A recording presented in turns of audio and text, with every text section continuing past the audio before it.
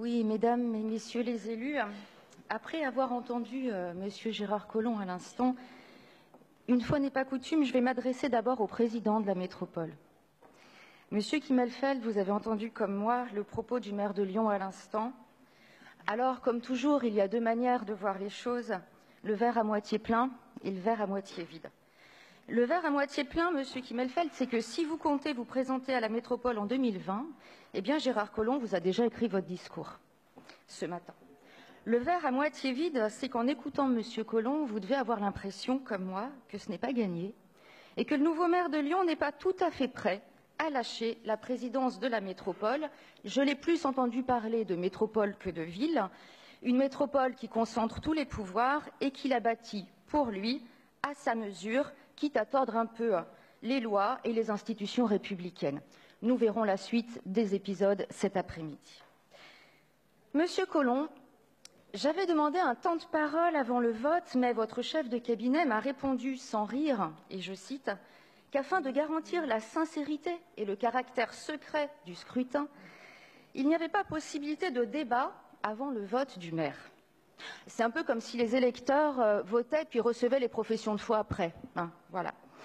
Comme si les votes sur les rangs de cette assemblée étaient sincères et représentaient la vie des Lyonnaises et des Lyonnais, mis devant le fait accompli de votre retour, comme ils avaient été mis devant le fait accompli de votre départ pour le gouvernement.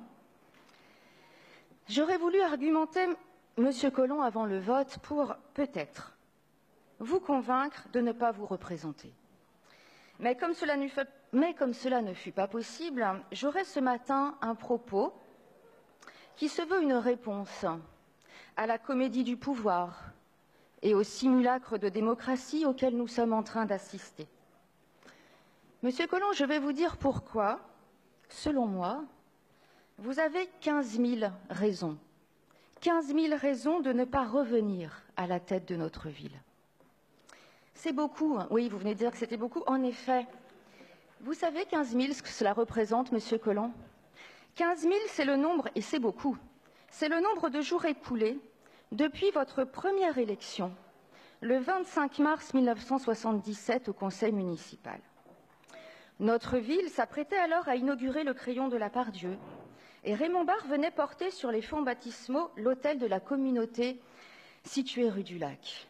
La mère Brasier servait son dernier repas, tandis qu'Aimé Jacquet entraînait notre équipe de football et venait de vendre Bernard Lacombe pour éviter la faillite. Le procès du gang des Lyonnais s'ouvrait devant la cour d'assises du Rhône avec un André Soulier déjà dans la force de l'âge sur les bancs de la Défense. Les Lyonnaises et les Lyonnais découvraient émerveillés la ligne A du métro. Le cardinal Renard fêtait ses 10 ans à la tête de l'archevêché, pendant que le groupe lyonnais de libération homosexuelle réclamait la dépénalisation du délit d'homosexualité. Lyon n'était plus qu'à 4 heures de train de la capitale et l'émetteur de Fourvière offrait pour la première fois la possibilité de regarder le journal télévisé de Roger Gicquel en couleur. À 600 km de Lyon, un enfant poussait son premier cri à la maternité d'Amiens. Il s'appelait Emmanuel Macron.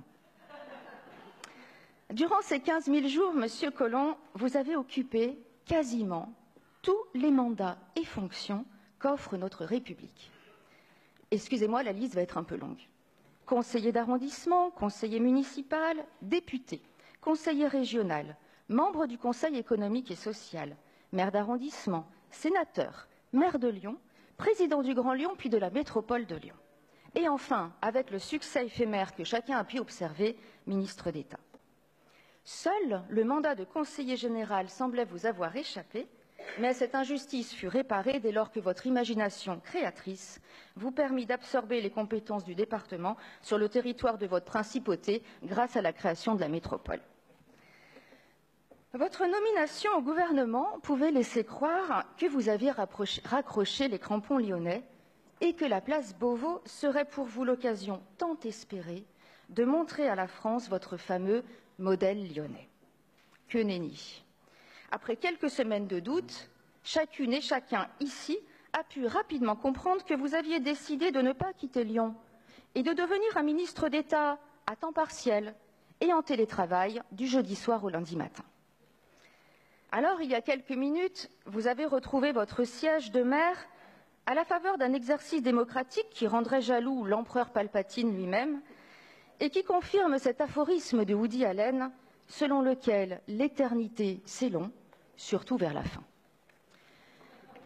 Comme si le mandat confié par les Lyonnaises et les Lyonnais depuis 2001 vous autorisait, Monsieur Collomb, à tous les caprices, même à exiger de votre successeur de venir à Paris, dans votre bureau de ministre de l'Intérieur, pour présenter sa démission, séance tenante, car tel est votre bon plaisir.